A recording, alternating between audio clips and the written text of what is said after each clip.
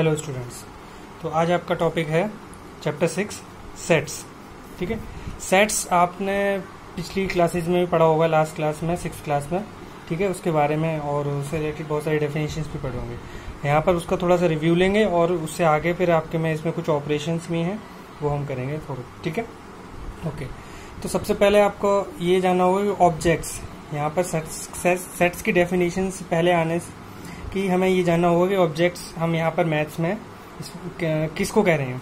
ठीक है, तो यहाँ लिखा है mathematical language everything in this universe whether living और non living these all are called object. उनको हम ऑब्जेक्ट कहेंगे। कोई भी चीज हो सकती है वो ऑब्जेक्ट होगी। ठीक है, ये बुक हो सकती है या कोई एनिमल हो सकता है, कोई भी हो, anything in the universe is either living और नॉन लिविंग, वो सब क्या है ऑब्जेक्ट, उसको हम ऑब्जेक्ट कहेंगे। ठीक है, ओके।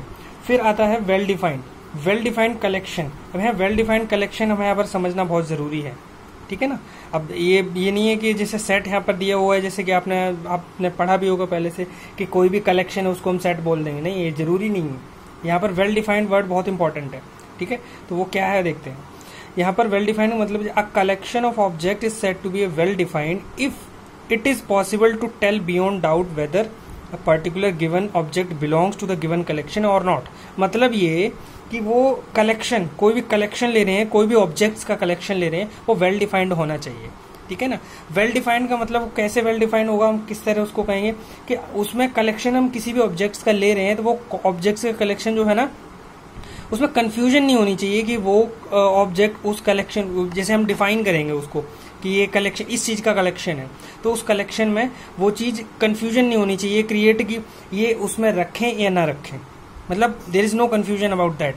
ठीक है, कि उसमें ये डाउट नहीं होना चाहिए। मतलब ये डाउट का मतलब पर्सपेक्टिव, जैसे एक पर्सन कह रहा है कि वो उस कलेक्शन में वो ऑब्जेक्ट आना चाहिए, दूसरा पर्सन कह रहा है कि नहीं आना चाहिए, मतलब ऐसी कंफ्यूजन नहीं होनी चाहिए। वो क्लियर कट सबका एक ही पॉइंट ऑफ व्यू होना चाहिए, तो वो वेल डिफाइंड होगा। एग्जाम्पल से अभी समझाऊंगा तो आपको बहुत अच्छे से क्लियर हो जाएगा। अभी जस्ट यहाँ पर ये मैंने अभी ये बताया हुआ है। ठीक है ना, ओके। तो पहले अब यहाँ पर देखते हैं set. A well defined collection of object is called set. तो वो जो कलेक्शन ऑफ ऑब्जेक्ट्स, मतलब ऑब्जेक्ट्स जो बहुत सारे ऑब्जेक्ट्स लिए उसका कलेक्शन किया, तो वो वेल डिफाइंड होना चाहिए, तो हम उसको क्या कहेंगे, सेट कहेंगे, विच इज अ सेट। ठीक है, अब देखते हैं वेल डिफाइंड का मतलब क्या है। एग्जाम्पल से देखते हैं यहाँ पर, तो आपको अच्छे से क्लियर हो जाएगा। ठीक है, अब जैसे ये लिया हुआ है हमने यहाँ पर, ए बी द कलेक्शन। अच्छा देखो, सेट को हम किसी भी सेट को हम कैपिटल लेटर से डिनोट करेंगे, तो इसलिए यहाँ पर उन्होंने बोला हुआ है A be the collection of all prime numbers between 50 and 70। ठीक है ना। तो यहाँ देखो, यहाँ ये वेल डिफाइंड है, ये कलेक्शन वेल डिफाइंड है, इस वजह से इसको हम सेट बोलें। अगर ये वेल डिफाइंड नहीं होता तो हम इसको सेट नहीं बोल पाते। वेल डिफाइंड कैसे है, क्योंकि ये चीज क्लियर कट है कि सारे प्राइम नंबर, इसने ये कहा है कि हमें उनका ही कलेक्शन लेना है जो प्राइम नंबर्स हों बिटवीन 50 एंड 70। 50 और 70 के बीच जितने प्राइम नंबर, ये तो फिक्स है ना। कोई भी पर्सन, कोई भी हो दुनिया में, कोई भी पर्सन किसी से भी पूछो तो वो एक फिक्स बताएगा, यही होंगे और कोई नंबर है ही नहीं। 50 और 70 के बीच जो प्राइम नंबर है फिक्स है, मतलब सबका एक अलग अलग पर्सपेक्टिव नहीं है, तो कंफ्यूजन नहीं क्रिएट हुई, फिक्स है, क्लियर कट है, यूनिक है कि यही होंगे 53, 59, 61, 67, इनके बीच और कोई आता ही नहीं है। ऐसा नहीं है कि मतलब प्राइम नंबर की डेफिनेशन किसी और कंट्री में जाओ अलग हो गया, ऐसा कुछ नहीं है, वो फिक्स है। ठीक है ना, तो इस वजह से देयर इज नो कंफ्यूजन, तो इस वजह से वेल डिफाइंड हो जाएगा। ठीक है ना। अभी कुछ एग्जांपल ऐसे भी लूंगा जिसमें कंफ्यूजन होगी। ठीक है ना, इधर उस ऑब्जेक्ट को उस कलेक्शन में रखें या ना रखें। ठीक है, तो वो सेट नहीं होंगे, ऐसे एग्जांपल्स लेंगे हम। आगे देखो, इसमें be the collection of all integers between -20 and -14। अब इसमें ये भी वेल डिफाइंड है, मतलब ये कि कंफ्यूजन नहीं है, कोई भी फिक्स है, यूनिक है कि इंटीजर्स ले रहे हैं, और कौन से इंटीजर्स ले रहे हैं, -20 और -14 के बीच। ठीक है ना, तो -19, -18, -17, -16, -15, सबका एक ही आंसर होगा कि यही होंगे, इसके अलावा कोई है ही नहीं, तो इस वजह से ये वेल डिफाइंड होगा। ठीक है, ओके। अब देखो बात आती है the collection of 4 days of a week is not a set. वो सेट नहीं है। अब इसने कलेक्शन किस चीज के लिए है वो देखते हैं। इसने कहा collection of 4 days of a week, किसी वीक के 4 दिन का कलेक्शन, उसका कलेक्शन। तो भाई मैं कह रहा हूं कि मैं ले लेता हूँ मंडे, ट्यूसडे, वेडनेसडे, थर्सडे, मैंने ये ले लिए। हो सकता है कोई दूसरा पर्सन, इसने 4 दिन बोले हैं किसी वीक के, तो मैंने तो ये लिए, कोई और हो सकता है वो ट्यूसडे, थर्सडे, फ्राइडे, सैटरडे ले ले। अलग अलग हो गया ना, कंफ्यूजन क्रिएट हो रही है। मतलब मतलब ये फिक्स नहीं है, यहाँ से ये क्लियर नहीं है कि वो कौन से वाले दिन की लेने की बात कर रहा है। उसने सिर्फ ये कह दिया कि एक वीक के 4 दिन लेने हैं, उनका कलेक्शन लेना है, बट ये क्लियर ही नहीं है, कन्फ्यूजन हो रही है कि अब जैसे एक कह रहा है कि नहीं मंडे आना चाहिए, दूसरा कह रहा है कि नहीं मंडे नहीं आना चाहिए, क्योंकि वो अपना पर्सपेक्टिव ले रहा है, वो अपने अकॉर्डिंग सोच रहा है, क्योंकि वो मंडे, ट्यूसडे, वेडनेसडे, थर्सडे ये इस तरह ले रहा है, ठीक है ना। तो अलग अलग हो गया ये, तो इस वजह से ये सेट नहीं होगा। तो यहाँ लिखा हुआ हेयर इट इज नॉन, क्योंकि ये वेल डिफाइंड नहीं है, ठीक है ना। It is not known which is days of the week are taken, ये हमें नोन ही नहीं है, ये फिक्स नहीं है, इसमें क्लियर नहीं दे रखा है ऊपर स्टेटमेंट में कि कौन से 4 दिन लेने हैं हमें, ठीक है। So we are not definite about the objects of this collection, तो हमें ऑब्जेक्ट्स फिक्स नहीं है, यहाँ पर कंफ्यूजन क्रिएट हो रही है। Hence the collection of 4 days of a week is not a set. क्यों नॉट अ सेट? सेट नहीं है क्योंकि ये वेल डिफाइंड नहीं है, ठीक है। अब और भी एग्जाम्पल्स लेते हैं। अब जैसे ये दिया the collection of all girls in a school is a set, ये वेल डिफाइंड हो रहा है। कैसे? क्योंकि इसने कहा है कोई ऑफ योर स्कूल, कौन सा स्कूल ये नहीं कहा, ऑफ योर स्कूल, मतलब आपसे कह रहा है आपके स्कूल में जितनी भी गर्ल्स हैं उनका कलेक्शन ले लो, तो सेट बन गया, वेल डिफाइंड है, कंफ्यूजन भी क्रिएट नहीं हो रही है, ठीक है ना। आपका स्कूल है और आपके स्कूल में जितनी भी गर्ल्स हैं उनका कलेक्शन ले, तो is completely well defined. The collection of all beautiful girls is in your school is not a set, yes, ये कंफ्यूजन क्रिएट करता है। अब ब्यूटीफुल वर्ड जो है ये कंफ्यूजिंग वर्ड है। कंफ्यूजिंग का मतलब ये है कि ब्यूटीफुल की कोई डेफिनेशन नहीं है फिक्स, हो सकता है ब्यूटीफुल का पैरामीटर नहीं है, कहने का मतलब पैरामीटर मतलब मेजरमेंट नहीं है कि मैं किस चीज़ को, हर एक आदमी अपना अपने अकॉर्डिंग सोचेगा। वो सोचेगा एक पर्सन सोच रहा है कि जो थोड़ा सा मॉडरेट है, ठीक ठाक है, उसको भी वो ब्यूटीफुल हो, अपने सबका अपना अपना पर्सपेक्टिव है, वो सब अपने अपने अकॉर्डिंग सोचेंगे कि कौन कितना ब्यूटीफुल है, ठीक है। तो फिक्स नहीं है, ठीक है ना। तो ये beautiful girls in your school is not a set. तो since the term beautiful is vague, मतलब ये कंफ्यूजिंग है, इसका कोई फिक्स पैरामीटर है। तो ऐसे आगे बहुत सारे वर्ड्स होंगे जो अभी आगे बताए जाएंगे कि जो कंफ्यूजन क्रिएट करते हैं, ठीक है ना। तो वो जो है वेल डिफाइंड नहीं होगा और हेंस सेट नहीं होगा वो, ठीक है। अब देखो ये अभी आगे बढ़ने से पहले थोड़ा सा ये टर्मिनोलॉजी इनकी देख लेते हैं, किस तरह किसको डिनोट करते हैं, फिर आगे बढ़ते हैं, ठीक है। तो देखो यहाँ पर बताया गया the objects in a set are called its member, element और पॉइंट, ठीक है। जनरली हम इसको एलिमेंट बोलते हैं, सबसे ज़्यादा कॉमन वर्ड ये है एलिमेंट है, मेंबर, ठीक है ना। मतलब ये जो सेट हमने लिया, कलेक्शन लिया, उस कलेक्शन के अंदर जो भी ऑब्जेक्ट्स ले रहे हैं उन ऑब्जेक्ट्स को हम एलिमेंट्स बोलेंगे, उस सेट का एलिमेंट, ठीक है ना, या फिर पॉइंट, या फिर उस सेट का मेंबर, ठीक है। उस ऑब्जेक्ट को हम कहेंगे उस सेट का, ठीक है। अब ये जो कैपिटल लेटर में दिए हुए हैं ये तो सेट को डिनोट करेंगे, ठीक है ना। जैसे यहाँ पर दिया हुआ था, जैसे ये दे रखा था इस एग्जांपल में, A capital A equal to braces में बना के लिख दिया इस तरह इसको, ठीक है। तो ये कैपिटल, और इसके अंदर जो एलिमेंट है, कोई जनरल एलिमेंट लिया तो उसको स्मॉल लेटर से डिनोट करेंगे, ठीक है, स्मॉल लेटर से। अब जैसे यहाँ पर इन जनरल लेके चलेंगे, इफ अगर x is an element of a set ए, अगर ए सेट का एक्स एलिमेंट है मतलब मेंबर है, तो हम इसको इस तरह डिनोट करके दिखा सकते हैं, मतलब एक्स बिलोंग्स टू, ये जो इस तरह साइन होता है ना, ये जो इस तरह आपको ई की तरह लगता है, लेकिन इसको हम बोलते हैं बिलोंग्स टू। इसका मतलब ये उससे बिलोंग कर रहा है, बिलोंग्स टू, ठीक है। इसको रीड कैसे करेंगे, एक्स बिलोंग्स टू ए, ठीक है ना। ये इस तरह साइन बनाते हैं ऐसे और इस तरह कर देते हैं, ठीक है, ओके।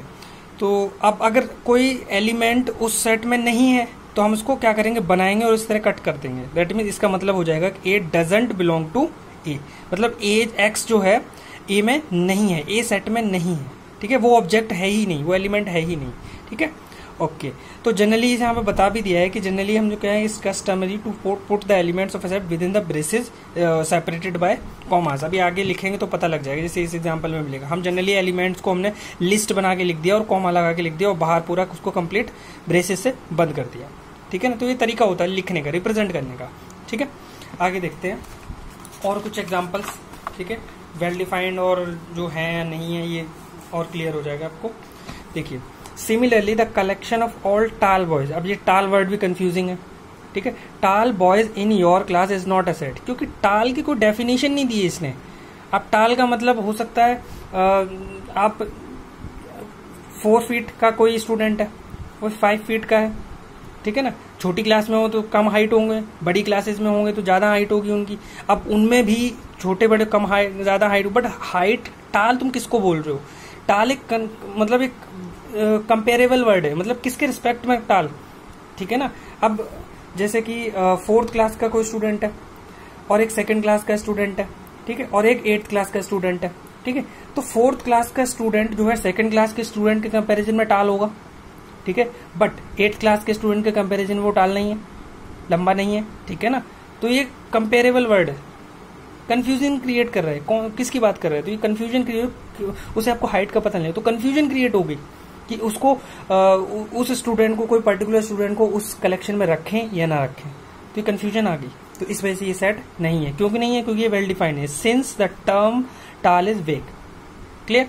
हाउएवर, अगर इसको चेंज करके हम ऐसे स्टेटमेंट बोल देते, collection of all the boys of your class whose height exceeds 145 centimetre is a set. हाँ, ये सेट होगा, क्योंकि उसने क्लियर कर दिया कि हमें उन बॉयज का कलेक्शन लेना है जिसकी हाइट जो है एक्सीड्स दिस, इससे ज्यादा है। तो क्लियर हो गया कि जिसकी 145 से ज्यादा है उन सबका कलेक्शन ले लेंगे। ये बिल्कुल क्लियर है, कंफ्यूजन क्रिएट ही नहीं होनी। जो नहीं हो, इससे कम का होगा, उनको हम लेंगे इन कलेक्शन में। तो फिक्स हो गया कि हमें यही लेने हैं, कंफ्यूजन नहीं हो रही है, ठीक है। तो ये सेट बन गया, अब यहाँ क्लियर कर दिया। ओके, अब जैसे यहाँ पर ये सबको आपको सारे वर्ड्स दे दिए जो कंफ्यूजिंग वर्ड्स होते हैं। अब जैसे ऑनेस्ट पर्सन, अब ऑनेस्ट पर्सन हर पर्सन जो है ना अपने अकॉर्डिंग सोचेगा, ठीक है, मतलब इनका कोई फिक्स पैरामीटर नहीं है, ठीक है ना। बैड बॉयज, अब कौन किसको कितना बैड बोल रहा है वो डिपेंड करता है, पर्सन टू पर्सन डिपेंड करेगा। बैड बॉयज, इंटेलिजेंट स्टूडेंट, ये भी डिपेंड करेगा। इंटेलिजेंट कौन किसको कितना इंटेलिजेंट, किस बेस पर उसको जज कर रहा है, ठीक है ना, intelligent student. Rich person, rich का भी कोई पैरामीटर नहीं है, ठीक है। Coward people, brave man, fat boys, interesting books, difficult some confusing है डेफिनेटली, ठीक है। अब कोई सम है, अब वो डिपेंड करेगा ना कि अब मतलब बहुत ईजी है। 8th क्लास के स्टूडेंट के लिए कोई सम बहुत ईजी है, कोई बट वो 1st क्लास के स्टूडेंट के लिए बहुत ही डिफिकल्ट होगा, उसको समझ ही नहीं आएगा। तो डिफिकल्ट वर्ड भी कंफ्यूजिंग है, ठीक है ना। तो ये सब क्या है, ये फॉर्म सेट जो है सेट नहीं बनाएंगे। क्लियर? ठीक है। ये जो अगर वर्ड्स आते हैं स्टेटमेंट में आपकी, ठीक है, आपको क्लियर हो गया होगा कि वेल डिफाइंड और जो वेल डिफाइंड नहीं है उनका मतलब क्या होगा, ठीक है। तो आपको अब कंफ्यूजन नहीं होगी। अब आगे आता है टॉपिक आपका how to describe a set. किसी सेट को हम कैसे डिस्क्राइब करेंगे, उसको कैसे लिखेंगे, तो उसके 3 वे हैं, ठीक है। There are 3 ways describing a set. First है रोस्टर फॉर्म, या इसको टेबुलर फॉर्म भी बोलते हैं, जनरली रोस्टर फॉर्म ज्यादा कॉमन रहता है। फिर डिस्क्रिप्शन, ठीक है, और फिर ये रूल मेथड या सेट बिल्डर फॉर्म। तो 3 है, और जो ज्यादा यूज में आती है वो ये आती है और ये यूज होती है, ये इतना यूज में नहीं आता है, ठीक है, डिस्क्रिप्शन मेथड, ठीक है। तो फर्स्ट पढ़ते हैं हम रोस्टर या टेबुलर फॉर्म। देखो रोस्टर फॉर्म में क्या होता है, तो वो under this method we just make a list of number of the set and put them within the brace. ये बहुत ईजी है, कुछ नहीं है। जो भी सेट आपको डिफाइन कर दिया, कलेक्शन बता दिया आपको कुछ नहीं है। जितने भी उस कंडीशन के अकॉर्डिंग जो भी एलिमेंट्स उसके अंदर आ रहे हैं, जो भी ऑब्जेक्ट्स आ रहे हैं, उनको ब्रेसेस लगा के, ब्रेसेस का मतलब इस तरह कर्ली ब्रैकेट में लगा के, कॉमा लगा के, लिस्ट पूरा बना के लिख दो, कॉमा लगा के, बस। तो ये होता है आपका रोस्टर फॉर्म या टेबुलर फॉर्म, ठीक है। तो जैसे यहाँ पर दिया the order in which the element of a set are listed is immaterial. अच्छा, यहाँ पर एक और नोट दिया है, इमैटेरियल मतलब ये है कि जो उसका कॉमा लगा के लिख रहे हो तो वो ऑर्डर मैटर नहीं करेगा, बस आपको कॉमा लगाना चाहिए। और इसको एक ही बार लिखेंगे, 2 या 4 बार नहीं लिखेंगे। अब जैसे 1,2,3 लिखा हुआ है, आप इसको आगे पीछे लिख सकते हो। यहाँ पर ऑर्डर मैटर नहीं कर रहा है, हमें बस लिस्ट बनानी है उसमें, ठीक है। कौन कितना किस प्लेस पर है हमें वो मैटर नहीं करता है यहाँ पर, ठीक है। ये 2,1,3 लिख दिया, 3,1,2 लिख दिया, 3,2, एक ही है, वो अलग नहीं है, ठीक है, एटसेट्रा, ठीक है। और उसको ऐसा नहीं है कि उसको एक ही बार लिखना है, आप ऐसे नहीं, आप सेट बना के मतलब ऐसे लिख दिया आपने 1,1,2,3, तो इसको 2 बार लिखने की जरूरत नहीं है, आपको सिंगल टाइम लिखना है तो वो एक ही ऑब्जेक्ट, मतलब एक ही एलिमेंट उस सेट का, ठीक है ना। तो ये आपका है रोस्टर फॉर्म मेथड, ठीक है। एक और नोट है, हाँ, ये जो मैंने बता दिया कि रिपीटेड एलिमेंट्स को एक ही बार लिखना है, ठीक है। Set is taken only once, एक ही बार लिखना है, ठीक है। आप कुछ एग्जांपल्स देखो यहाँ पर, A B the set of all factors of 30 के जितने भी फैक्टर्स हैं वो सब कॉमा लगा के सबको लिस्ट करो, ठीक है, लिखो।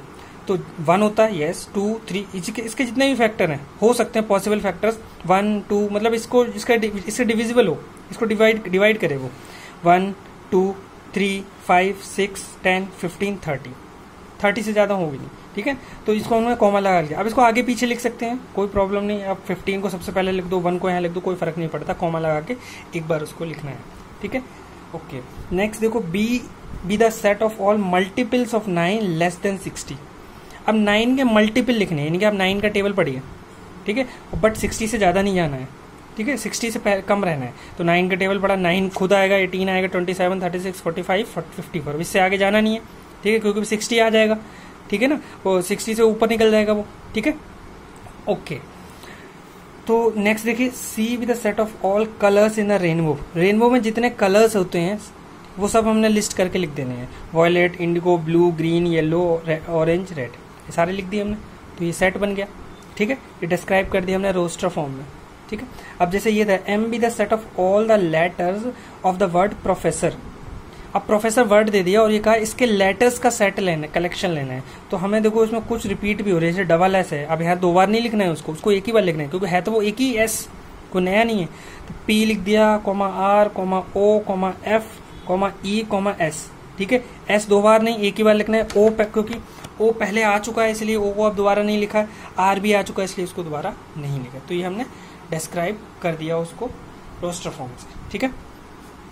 अब नेक्स्ट आता है डिस्क्रिप्शन मेथड। डिस्क्रिप्शन मेथड में कुछ भी नहीं है यहाँ पर। Under this method we just give a description of the members of the set and put them within the braces, ठीक है ना। हम क्या करते हैं, जस्ट उसको डिस्क्राइब कर देते हैं उसके मेंबर्स को, ठीक है, और उसको ब्रेसेस में बनाया। अब जैसे ये है 31, 37, 41, 43, 47, ये लिख दिया। तो हमने इसको समझा कि ये किस चीज का कलेक्शन है, ठीक है। जब हमें पता लग गया तो हमने उसको स्टेटमेंट में लिख दिया। A is the set of all prime numbers between 30 and 50। 30 and 50 के बीच जितने भी प्राइम नंबर्स हैं वो हैं ये, देखो ध्यान से, 30 से लेकर 50 के बीच है, इसके बीच और कोई आता ही नहीं इनके अलावा, ठीक है। तो हमने उसको इस तरह लिख दिया। तो डिस्क्रिप्शन डिस्क्राइब कर दिया हमने, ये होता है डिस्क्रिप्शन मेथड, ठीक है। तो इसको हमने ब्रेसेस में बना के वही चीज लिख दी।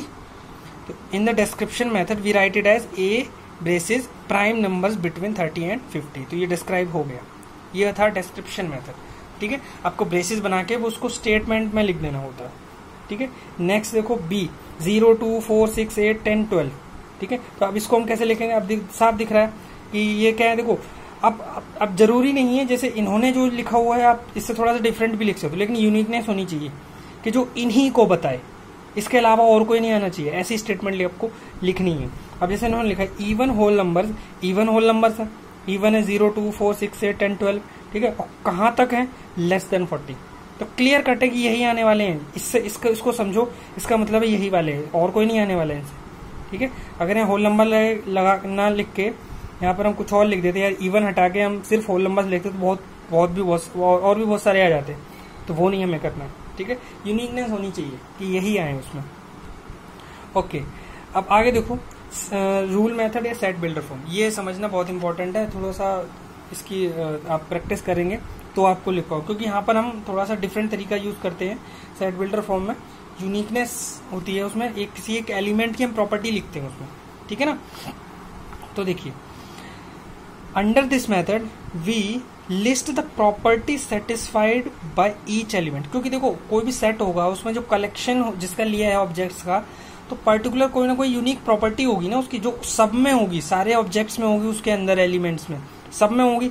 तो हम क्या करेंगे, उसी की एक यूनिक प्रॉपर्टी लिख देंगे, वो हो जाएगा सेट में। उसको कैसे लिखेंगे, उसका जनरल तरीका ये होता है वे लिखने का, वी राइटेड हम ब्रेसेस में बनाएंगे, और एक्स का मतलब कोई भी जितने भी हमने उस सेट के अंदर एलिमेंट्स लिए हुए ना उसको उसमें से किसी एक को उठा लिया हमने, और उसको जनरली में एक्स बोल रहे हैं, आर्बिट्ररी एक्स, लेट एक्स, ठीक है। एक्स सच दैट, इसको सच दैट बोलेंगे जो कॉलम, सच दैट एक्स इस तरह है, और एक्स की एक यूनिक प्रॉपर्टी बता दी जो सेट के अंदर सबको सेटिस्फाई कर रहे हो। X has that property P, कोई भी प्रॉपर्टी हो सकती है, इन्होंने अभी आप क्लेरिफाई नहीं किया, जनरल तरीका बताया। Which means that the set of all those x such that each x has the property p, ठीक है ना। तो ये सब बताया हुआ है। आप कॉलन की जगह ये भी यूज कर सकते हो इस तरह, ठीक है, कॉलन की जगह पर, ठीक है। तो एग्जांपल देखते हैं तो आपको क्लियर होना अच्छे से हो जाएगा। देखिए यहाँ दिया हुआ है a 11, 13, 17, 19, 23, 29, ठीक है। तो अब एक ऐसी प्रॉपर्टी सोचो जो इन सबको सेटिस्फाई कर रहे हो, कुछ एक यूनिक प्रॉपर्टी जो इन्हीं को सेटिस्फाई कर रहे हो। तो दिख रहा है clearly A is the set of all prime numbers हैं, और कहाँ से कहाँ तक के प्राइम नंबर्स हैं, इनके बीच हैं 10 to 30, देख लो इनको, नोट करो जरा, 10 to 30 के बीच के जितने भी प्राइम नंबर वही हैं ये। अब इसको हमें लिखना है सेट बिल्डर फॉर्म से। तो हम क्या करेंगे, x x such that, x क्या है, प्राइम नंबर है, तो हमने लिख दिया एक्स सच दैट, एक्स क्या है, हमने देखो हमें इसके बारे में बताना है, और ये क्या है, इन्हीं में से कोई एक है, इन्हीं में से कोई एक है एक्स, और वो है क्या, वो एक प्राइम नंबर है। तो वो एक प्राइम नंबर है, प्राइम नंबर तो भी बहुत सारे होते हैं, तो भाई ऐसा क्या है जो सिर्फ इतने को ही पता है, तो भाई हमने बता दिया कि x is in between 10 and 30। इसका मतलब क्या है कि एक्स जो है 10 से बड़ा है और 30 से छोटा है, ये एरो बने हुए हैं, ठीक है, ये इनइक्वालिटी के साइन होते हैं, ठीक है, x is in between 10 to 30। तो एक क्लियर कट पता लग रहा है कि हमें इसी देखो एक सिंगुलर फॉर्म में हम लिखते हैं, ऐसा नहीं है सबके बारे में हम बोल देंगे एक्स ऑल आर प्राइम, ऐसे नहीं लिखेंगे हम, सिर्फ इस एक्स की बात कर रहे हैं कि एक्स एक प्राइम नंबर है जो कि इसके बीच है, और वो एक्स क्या है, इन्हीं में से कोई एक है, ठीक है। तो इस तरह हमें इसको लिखना होता है, ये होता है सेट बिल्डर फॉर्म, ठीक है। और देखो अब जैसे ये दिया हुआ है -4 -3 -2 -1 0 1 2 3 4 एंड सो ऑन, ठीक है, ये हमें कुछ दिए हुए हैं, ठीक है, तो इसको नोट करो ठीक से। पहली बात ये इंटीजर्स हैं, और कहाँ से कहाँ तक है, चलो -5 से 5 के बीच ही हैं, सारे इंटीजर्स हैं, तो हमने भाई ऐसे एक्स लिया जो कि इन्हीं में से कोई एक होगा इंटीजर्स में, ठीक है, इन्हीं में से। तो एक्स इज सॉरी ये वाला एक्स इज एन इंटीजर जो कि इसके बीच है, इन्हीं में से कोई एक है, ठीक है, बिटवीन -5 एंड 5, ठीक है। नेक्स्ट देखो, अब ये 7 लिया, 14 21 28, साफ दिख रहा है कि ये जो है ना 7 के मल्टीपल हैं, साफ दिख रहा है। तो भाई हमें रेस्ट्रिक्शन भी देंगे कहाँ से कहाँ तक, तो हम देखो C is the set of all multiples of 7 less than 60, जो कि 60 से छोटे हैं। तो हमने कहा एक्स क्या है, एक्स एक 7 का मल्टीपल है, इन्हीं में से कोई एक है, x is a multiple of 7, comma जो कि एक्स इज लेस देन 60, वो जो एक्स है यानी कि जो मल्टीपल है 7 का वो 60 से छोटा है, इन्हीं में से कोई एक है, ठीक है। तो ये तरीका है लिखने का सेट बिल्डर, ठीक है, ओके। और भी देखो, अब जैसे ये दिया हुआ है D 1 4 9 16 25 36 49 64, साफ दिख रहा है ये स्क्वायर है, किसके, 1 का है, ये 2 का स्क्वायर है, 3 का, ये 4, ये 5 का, ये 6 का, ये 7 का, ये 8 का, दिख रहा है मैं आराम से। तो D is the set of all perfect squares which is less than 70, ठीक है। तो X is a perfect square, बता दिया हमें कि X क्या है, एक परफेक्ट स्क्वायर है, और कहाँ तक है, जो कि 70 से छोटा है, एक परफेक्ट स्क्वायर है 7। अब इसको एक दूसरे तरीके से रिप्रेजेंट कर सकते थे, वो थोड़ा सा एक्सरसाइज में जैसे भी आपके क्वेश्चन आएंगे, जैसे मैं ऐसे लिखूं इसको, D इक्वल टू एक्स क्या है, इन्हीं में से कोई एक है, 1 4 एंड सो ऑन, इस तरह x such that x equal to n square, अब बताना पड़ेगा कि n क्या है, n स्क्वायर, तो n बताना है, n क्या है, एक नेचुरल नंबर है, ठीक है, n is a natural number है। देखो मैं 1 2 3 4 5 6 7 8 1 2 3 4 5 6 7 8, मैं इनकी बात कर रहा हूँ, ये सब n है, इन्हीं का तो स्क्वायर करो, देखो इन्हीं का स्क्वायर करो, वही आता चला जा रहा है, इन्हीं का स्क्वायर करो जरा आप, ठीक है। तो ये n है, इन्हीं में से कोई एक n है, x equal to n square, n is a natural number.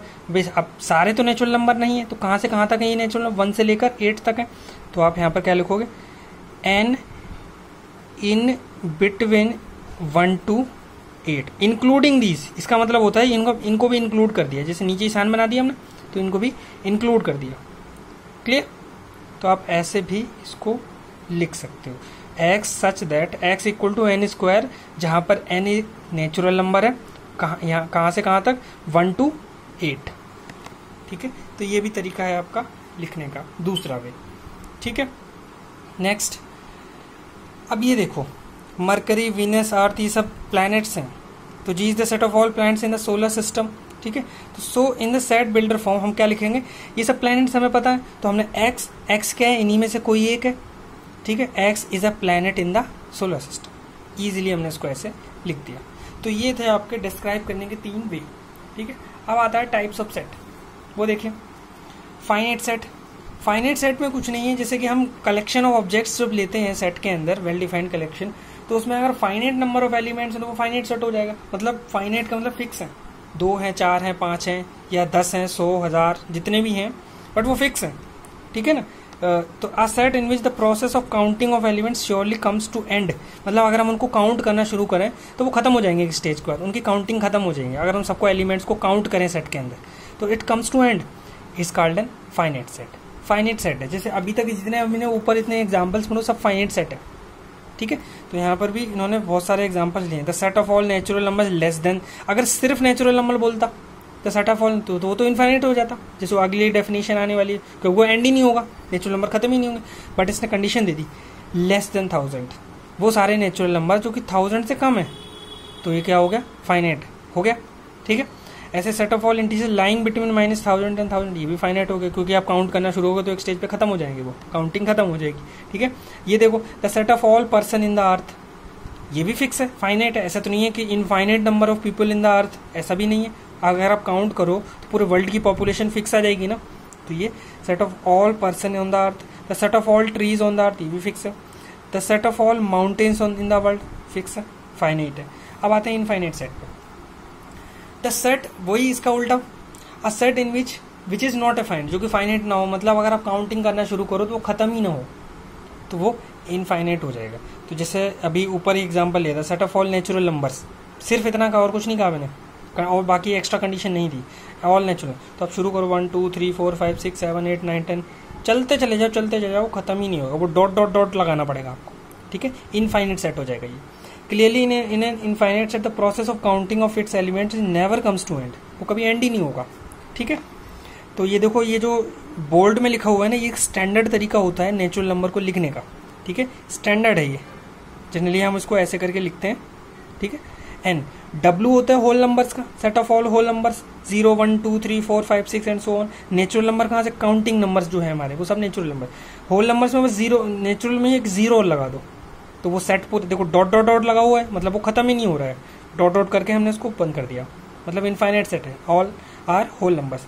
Integers negative में भी है और पॉजिटिव डायरेक्शन में भी है, तो इधर भी डॉट डॉट लगा हुआ है, इधर भी डॉट, क्योंकि इधर भी वो चलते चले आ रहे हैं, फिर नेगेटिव, फिर जीरो, फिर पॉजिटिव होना शुरू हो गए। तो ये सब क्या है, इसको हम आई से या फिर जेड से डिनोट करते हैं। जेड भी होता है इसका स्टैंडर्ड यही होता है, जेड, ठीक है। और भी देखो कुछ एग्जाम्पल है। Set of all points in A line segment, कोई एक लाइन सेगमेंट लिया, लेट से हमने ये लाइन सेगमेंट ले लिया, ठीक है। सेट ऑफ ऑल पॉइंट्स की बात कर रहे हैं, क्या आप गिन सकते हो इसके अंदर कि कितने पॉइंट्स होंगे? सेट ऑफ ऑल पॉइंट्स कोई गिवन लाइन सेगमेंट है, ठीक है, तो वो इनफाइनाइट हो जाएगा।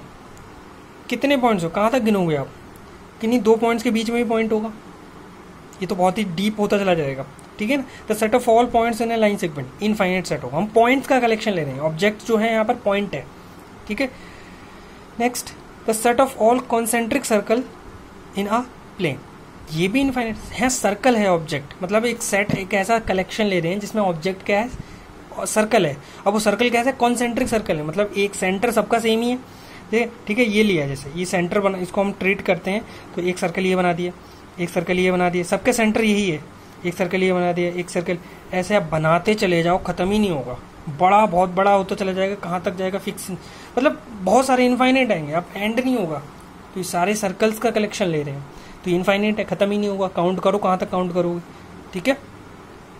The set of all natural numbers greater than 1000, ये भी देखो, अब इन्होंने लेस देन नहीं बोला, ग्रेटर देन 1000 है, मतलब आप काउंटिंग कहाँ से शुरू करेंगे, 1000 के बाद से शुरू करेंगे, तो ये भी खत्म ही नहीं होगा, चलते चले जाओ, तो ये भी इनफाइनाइट सेट हो जाएगा, ठीक है। The dots at any end of the indicate that the counting goes on endlessly on the given set which is infinite, ठीक है। तो ये था आपका इनफाइनाइट सेट। नेक्स्ट देखेंगे एम्प्टी सेट और null set. Empty set, null set क्या है? जैसे वर्ड से लग रहा है एम्प्टी, एम्प्टी मैंने खाली, मतलब कुछ भी नहीं, तो a set having no element at all is called empty set. बिल्कुल ट्रिवियल है, बेसिक है, इसको नल सेट या वॉइड सेट या एम्प्टी सेट बोलते हैं, मतलब जिसमें कोई एलिमेंट ही ना हो, मतलब एक ऐसा कलेक्शन लिया जिसके अंदर कोई ऑब्जेक्ट ही नहीं है, तो उसको हम एम्प्टी सेट, ये कॉमन है, फिक्स है कि इसको हम एम्प्टी सेट बोलते हैं। और डिनोट करने का तरीका होता है, या तो इसको ऐसे लिखेंगे, इसको बोलते हैं फाई, PHI फाई, इसको हम फाई बोलते हैं, ठीक है। फाई, ये डिनोट करने का स्टैंडर्ड तरीका है एम्प्टी सेट का, नल सेट का, फाई या फिर और, या फिर ये। अब एक चीज आपको ध्यान रखनी है, आपको दोनों नहीं बनाना है, पता चले आप ये भी बना दो और ये भी कर दो, तो ये काम नहीं करना, ये गलत हो जाएगा, ये एम्प्टी सेट नहीं है, रॉन्ग है, 0 मार्क्स मिलेंगे अगर ये आपने लिखा एम्प्टी सेट को डिनो। या तो इसे लिखो और करके, या फिर इसे लिखो, मतलब सिर्फ ब्रेसेस बना दो और कुछ नहीं, अंदर कुछ नहीं करना है, ये एम्प्टी सेट हो जाएगा। ठीक है, ओके। आगे देखो एग्जांपल्स। अब इसके एग्जांपल्स कैसे हो सकते हैं, क्योंकि आप तो सोच रहे हो कि हमने ऐसा सेट ले लिया जिसमें कोई ऑब्जेक्ट ही नहीं है, तो फिर एग्जांपल कैसे होंगे। तो देखो ये तो कुछ एग्जांपल है, कुछ और भी एग्जांपल्स मैं दूंगा अभी थोड़ी देर में। जैसे ये दिया हुआ, अभी इन्होंने सेट बिल्डर फॉर्म में दिया हुआ है सेट को, समझो जरा। X such that x belongs to N. X एक इस तरह है कि एक्स एक नेचुरल नंबर है जो कि 2 और 3 के बीच है। अब आप ही बताइए कि 2 और 3 के बीच में कोई नेचुरल नंबर हो सकता है क्या? 2 के बाद तो जस्ट 3 आता है, 2.1 आएगा, 2.2 है, क्या वो नेचुरल नंबर है? नहीं है ही नहीं है। 2 और 3 के बीच कोई, जब एक ऐसा हमने कलेक्शन ले जिसमें कोई ऑब्जेक्ट ही नहीं आ रहा है तो वो 5 होगा डेफिनेटली। ठीक है ना, clearly there is no natural number lying between 2 and 3, तो इस वजह से वो एम्प्टी सेट होगा। और करके आप ये ब्रैकेट भी, ब्रेसेस भी बना सकते हो। ठीक है, ये भी देखो, एक्स इस तरह है एक ऐसा नेचुरल नंबर, ठीक है, कि x doesn't belongs to x, मतलब एक ऐसा नेचुरल नंबर हमें बताना है जो खुद के बराबर ना हो। क्या ये पॉसिबल है कि वो खुद के बराबर ना हो? क्या ये 2 के बराबर नहीं, वो खुद ही इटसेल्फ के तो बराबर होगा, कोई भी नंबर हो तो इटसेल्फ के इक्वल तो होगा ही होगा, बट वो कह रहा है कि नहीं भी ऐसा लेना है जो खुद के बराबर हो, है ही नहीं, एग्जिस्ट ही नहीं करता है। तो no natural number can be different from itself, तो ये भी एक 5 है। ठीक है, अब ये देखो, एक ऐसा इंटीजर लेना है जिसका स्क्वायर करें और नेगेटिव आ जाए, करके देखो। क्या कोई एक ऐसा इंटीजर लेकर देखो और उसका स्क्वायर कर देना, स्क्वायर का मतलब उसकी पावर 2, मतलब उसका खुद से ही मल्टीप्लाई कर देना, और वो पॉजिटिव आना चाहिए, सॉरी पॉजिटिव नहीं, नेगेटिव आना चाहिए, माइनस बनाना चाहिए। आएगा कभी? कभी नहीं आएगा, नेवर। तो वो भी एक ऐसा है, ऐसा है कोई एक्स हमें एग्जिस्ट ही नहीं करता, तो इस वजह से ये सेट भी, इसमें भी कोई एलिमेंट नहीं, इस वजह से ये 5 है। ठीक है, अब आपको और डेली लाइफ का एग्जांपल लेता हूँ एम्प्टी सेट का। मैंने कहा a collection of all boys, a collection of all boys of your class whose height greater than 10 feet. क्या है? आपकी क्लास में क्या ऐसा कोई स्टूडेंट है या फिर ऐसे बॉयज हैं जिसकी हाइट 10 फीट से ज़्यादा है कोई भी नहीं है। तो ये जो मैंने कलेक्शन बताया है आपको, ये सेट जो है एम्प्टी सेट है, इसके अंदर कोई ऑब्जेक्ट है ही नहीं, तो ये 5 हो जाएगा। ठीक है ना, क्लियर? या ये एक और मैं एग्जांपल लेता हूँ कि the collection of all the students of your class whose age is greater than 20 years. मतलब वो जो है आपकी क्लास का कोई ऐसा स्टूडेंट जिसकी एज 20 साल से ऊपर है। क्या है कोई ऐसा स्टूडेंट आपकी क्लास में? नहीं है। तो मतलब क्या हुआ, हमें ये भी एक एम्प्टी सेट होगा, 5 होगा। ठीक है, ओके। तो ये देखो यहाँ पर एक और रिमार्क लिखा होता है, empty set is a finite set. Empty set एक फाइनाइट सेट। फाइनाइट क्यों बोल रहे हैं? क्योंकि हम काउंट कर पा रहे हैं, और काउंटिंग में करके क्या हम बता पा रहे हैं कि ऐसा एक सेट जिसके अंदर 0, इस वजह से हम कह रहे हैं since the number of element content in the empty set is 0, तो इस वजह से वो एक फाइनाइट सेट होगा। 0 तो काउंट हो रहा है ना, तो वो फाइनाइट है। ठीक है, सिंगलटन सेट, जिससे पता लग रहा है सिंगलटन मतलब सिंगल, मतलब एक ऐसा सेट जिसमें सिर्फ एक सिंगल एलिमेंट हो, एक ही एलिमेंट हो, वो एक सिंगलटन सेट होगा, उसको हम सिंगलटन सेट कहेंगे। ठीक है, तो अब जैसे इसके example, x such that x is a even prime number, तो एक ऐसा यूनिक जो प्राइम नंबर भी होता है और इवन भी होता है, वो एक 2 है और कोई है ही नहीं, तो ये एक सिंगलटन सेट है, सिर्फ वही बना दिया ब्रेसेस में। दूसरा, एक्स सच दैट एक्स इस तरह है कि एक्स प्लस 2 जो है वो 5 के बराबर है, तो एक 3 ही ऐसा है जो इसको सेटिस्फाई करेगा। यहाँ पर रख दो या सॉल्व कर दो इसको, एक ऐसा नेचुरल नंबर जो उसको सेटिस्फाई करे, तो डेफिनेटली वो 3 ही है। ठीक है, ये आगे भी ऐसा ही, ये भी ऐसा ही है। ठीक है ना, क्लियर? ओके। इक्वल सेट्स का मतलब जैसे वर्ड इक्वल से पता लग रहा है बराबर। ठीक है, तो ऐसे 2 set are set to be equal if every element of A is in B and every element of B is in A. मतलब ऐसे हमने 2 सेट लिए, ए और बी, और हमें पता चला कि इसमें भी 1,2 है एलिमेंट और इसमें भी 2,1 है, तो वो एक ही हैं, अलग नहीं है, तो ये इक्वल है, तो दीज सेट्स आर इक्वल। ठीक है, ओके। अब आपको यहाँ पर थोड़ा सा डिफरेंट वे, जैसे कि ये रोस्टर फॉर्म में दिया है, ये सेट बिल्डर फॉर्म में दिया हुआ है, बट वो एक्चुअली मीनिंग उनका एक ही, क्योंकि वो एक ही एलिमेंट को दर्शा रहे हैं, शो कर रहे हैं। ठीक है, -3 -2 -1 0 1 2 3, और बी देखो क्या बता रहा है, एक्स सच दैट वो इंटीजर्स आई जिसका स्क्वायर करें और 16 से कम आए। ठीक है ना, वो इंटीजर्स लेने हैं जिसका स्क्वायर करें और 16 से कम आए, तो करके देख लो भाई। -3 का करके देखो, 9 आता है कम, -2 का 4 आता है, -1 का करो 1 आता है, सबको सेटिस्फाई कर रहा है, 0 1 2 3 4। चलो इससे आगे इधर ले लेते हैं, -4 लेके देखें, -4 16 आएगा, नहीं सेटिस्फाई कर रहा है तो नहीं आएगा। इधर चलो और आगे बढ़ के देखते हैं, 4 देखते हैं, नहीं। तो ये यूनिक यही बता रहा है, मतलब अगर आप इस सेट बिल्डर को अगर आप रोस्टर फॉर्म में लिखेंगे तो यही एलिमेंट निकल कर आएंगे, ठीक है। तो वो इक्वल हो जाएगा, मतलब A is equal to B, these two sets are equal, therefore it is equal sets, ठीक है। आगे देखिए, जैसे C है, C such that X is a letter of the word follow, ठीक है। और एक और D दिया हुआ है set X is a letter of the word wolf. तो इसको जब हमने लिस्ट बना के लिखा तो भी F, O, L, W आया। इसको जब लिस्ट बना के लिखा तो इससे भी वही आया। तो hence C and D are equal. तो ये आपसे पूछा जा सकता है, ऐसा आपको सेट बिल्डर फॉर्म में 2 सेट दे दिए, आप पूछेंगे क्या ये इक्वल है या नहीं है, तो आपको लिस्ट बना के देखना होगा कि वो इक्वल एक ही एलिमेंट बता रहा है या नहीं बता रहा है, ठीक है। अब आगे देखिए, आगे आता है कार्डिनल नंबर। कार्डिनल या कार्डिनलिटी बोलते हैं, कार्डिनलिटी भी हो सकता है, कार्डिनलिटी ऑफ ए सेट या फिर cardinal number of a set. Cardinal number कुछ भी नहीं है, आपको ये बस बताना है कि काउंटिंग, मतलब उस फाइनाइट सेट में सबसे पहले वो फाइनाइट सेट, ठीक है, distinct element contained in a finite set is called the cardinal number, ठीक है। नंबर मतलब कितने एलिमेंट हैं, आपको बस काउंटिंग बतानी होगी।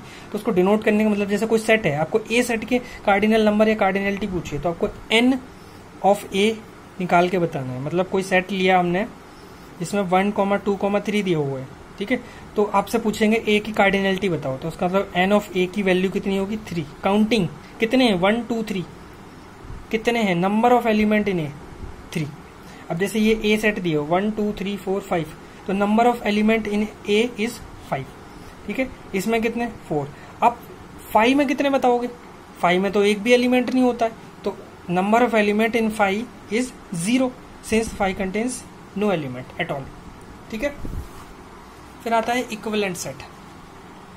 इक्विवेलेंट सेट देखिए, 2 finite sets A and B are set to be equivalent if they have same number of elements, ठीक है।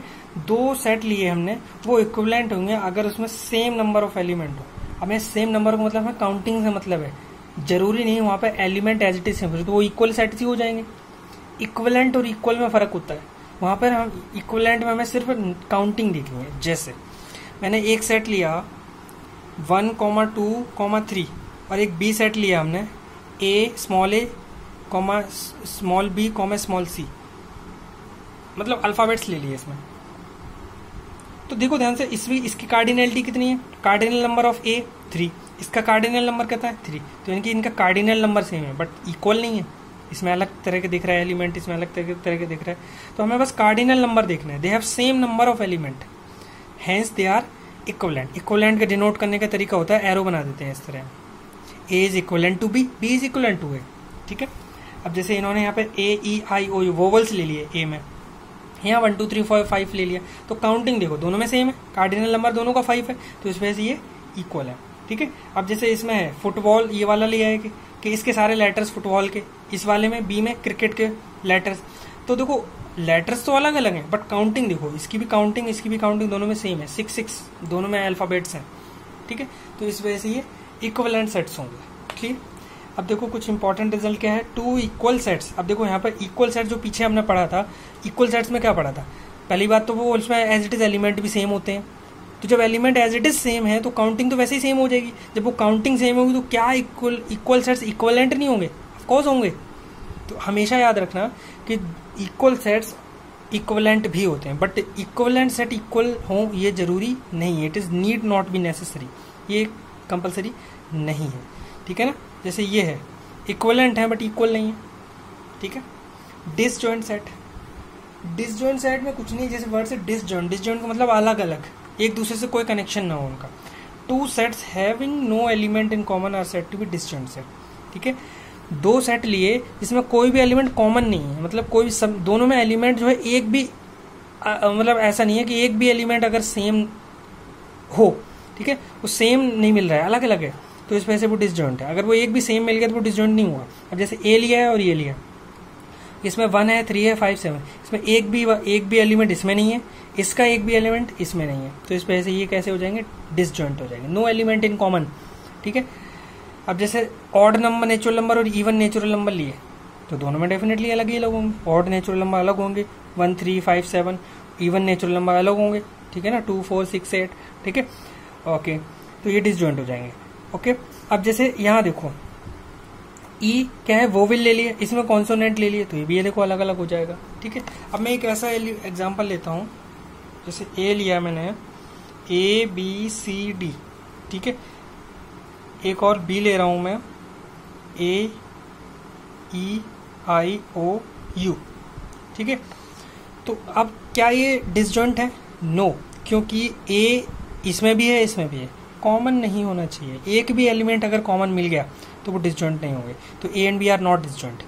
एक एलिमेंट कॉमन मिल रहा है, इसमें भी है इसमें भी है, बाकी तो नहीं है, ठीक है। ओके, तो इस टाइप के जो डिसजॉइंट नहीं है उनको हम ओवरलैपिंग कहेंगे। फिर ओवरलैप कर रहे हैं, ठीक है। Two sets A and B are overlapping if they have at least one element common to them. At least one मतलब एक या एक से ज्यादा, एक भी हो सकता है, कम से कम एक होगा, ओवरलैपिंग है तो। जैसे इसमें मिल रहा है, कम से कम एक तो मिल ही रहा है, दो हो सकते हैं कॉमन, ठीक है, जो दोनों में है, तो वो ओवरलैपिंग सेट होंगे, वो डिसजॉइंट नहीं होंगे, वो ठीक है ओवरलैपिंग कहेंगे। अब यहाँ ओवरलैपिंग के एग्जांपल भी दिए हुए हैं, ये 2 3 5 7 11, बी 2 4 6 8 10 दिया है, तो इसमें कॉमन देखो 2 कॉमन मिल रहा है हमें, ठीक है ना। ओके, तो ये आपका ओवरलैपिंग है, ठीक है।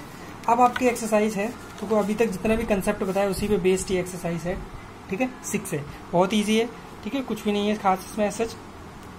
अब जैसे ये क्वेश्चन 1 दिया हुआ है, which of the following collections are sets.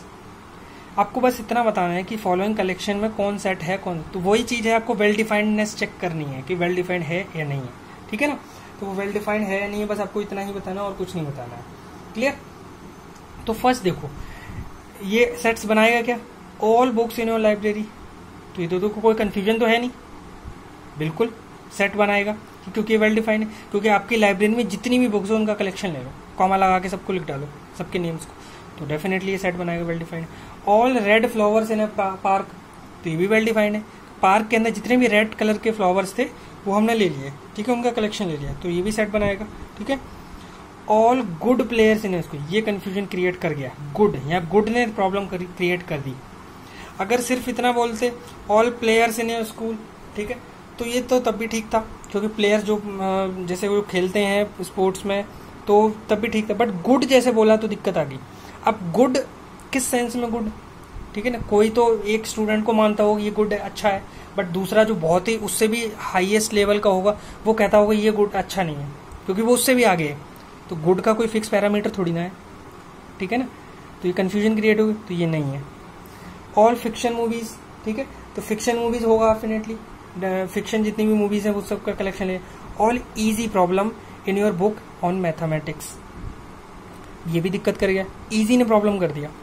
अब इजी किस सेंस में बोल रहे हो भाई, अब इजी वर्ड जो है हर एक के लिए अलग अलग हो सकता है, छोटे बच्चे के लिए इजी वो शायद इजी ना हो, और वही प्रॉब्लम जो है बड़े बच्चे के लिए इजी हो, तो ये अलग अलग हो गया ना। अब यहाँ तो क्लियर नहीं है कौन सी क्लास, ये भी नहीं बताया उसने, तो ठीक है, और बताया भी तो भी क्लियर नहीं होते, क्योंकि इजी वर्ड ही कंफ्यूजिंग है, ठीक है, वेग, इट्स अ वेग, ठीक है। तो इस वजह से ये वेल डिफाइंड नहीं होगा, तो ये सेट भी नहीं बनाएगा। All poor people in the Mumbai, ये भी नहीं है, क्योंकि पुअर यहाँ पर वेग है, ठीक है, पुअर कंफ्यूजिंग वर्ड है, पुअर से इंक्लूजन एक्सक्लूजन हो जाए, पता नहीं चलता रखें या ना रखें, क्योंकि पुअर किस सेंस में, कौन कितना पुअर है, सबका अपना अपना लेवल है, ठीक है ना, हर एक का लेवल ऑफ परसेप्शन अलग अलग होगा, ठीक है। तो all boys in your class weighing, ये फिक्स है, ये सेट बनाएगा। अब इसने क्लियर बता दिया, all boys in your class weighing less than 50 से कम वेट के जितने भी बॉयज हैं सबका कलेक्शन ले लिया, ये फिक्स है, ठीक है, ये बनाएगा set. All person of repute in your colony, अब ये रेप्यूट मतलब जिसकी अच्छी रेपुटेशन है, फेमस है, तो वो किस सेंस में फेमस है, कितना फेमस है, ये कुछ नहीं बताया, तो ये प्रॉब्लम कर गया, तो ये सेट नहीं होगा। All even numbers greater than 100, ये होगा, ये क्लियर कट है, बता दिया उसने कि सारे इवन नंबर जो कि 100 से ज्यादा है सब ले लो, इनफाइनाइट बनेगा जाके इनफेक्ट वो। ऑल इंटीजर्स लेस देन -5, ये भी बनाएगा सेट, ये दोनों सेट बनाएंगे, ठीक है, ओके। ऐसे ही आगे भी है, इनको रोस्टर फॉर्म में लिखना है, तो देखो पीछे एग्जांपल्स मैंने काफी एक्सप्लेन किए हुए हैं, तो उसी के बेस पर है ये, तो उनको आप ट्राई करना, ठीक है। तो ये एग्जांपल्स बताए हुए हैं, इनको अब लिस्ट बना के लिखना है बस, ठीक है। 3 देखो, 3 में क्या है, write each of the following in the roster form में लिखना है, और कार्डिनल नंबर भी बताना है। तो ये ऊपर वाले क्वेश्चन की तरह ही है, बट थोड़ा सा क्वेश्चन थोड़ा सा डिफरेंट टाइप के आ गए, ठीक है। तो आपको कंफ्यूज नहीं होना है, जो देखो बताया गया उसको रोस्टर फॉर्म में लिखना है। देखो अब यहाँ देखो उसके कार्डिनल नंबर बताना है, लिस्ट बना के जितने भी उसमें एलिमेंट्स हैं ना उसका कार्डिनल नंबर बता देना, इतने काउंटिंग। जैसे ये सेकंड देखो इसमें ये तो बता दोगे कि इंटीजर जो कि -3 और 4 के बीच है इंक्लूडिंग 4, तो इंटीजर ये नहीं लेना है, ठीक है। तो इसके बाद आगे जाओ -2 पे जाओ, -1 पे जाओ, 0 पे जाओ, 1 2 3 4 इंक्लूडिंग 4, क्योंकि ये नीचे ये भी साइन दिया हुआ है तो कॉमा लगा के लिख दिया।